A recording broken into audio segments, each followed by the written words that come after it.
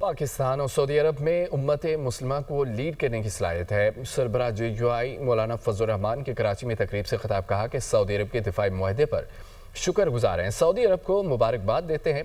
روز اول سے موقف ہے اسلامی بلاک ہونا چاہیے، اگر سیاستدان استقامت کا مظاہرہ کریں تو ملک آگے بڑھ سکتا ہے۔ قومی سطح پر باہمی اعتماد پیدا کرنے کی ضرورت ہے۔ اختلاف رائے اپنی جگہ، لیکن ملکی سلامتی کے معاملے پر ہم سب ایک ہیں۔ اگر امن نہیں ہوگا تو ملک کی معیشت بہتر نہیں ہو سکتی۔ پاکستان اور سعودی عرب میں یہ صلاحیت موجود ہے کہ وہ مسلم امہ کی قیادت کرے۔ دونوں ملکوں نے ایک دفاعی معاہدہ کیا ہے، تو یہ ایک اشارہ ہے کہ ہم مشترکہ مفادات مسلم دنیا کے مفادات کے لیے ہمیں اس کا خوش آمدید کہنا چاہیے۔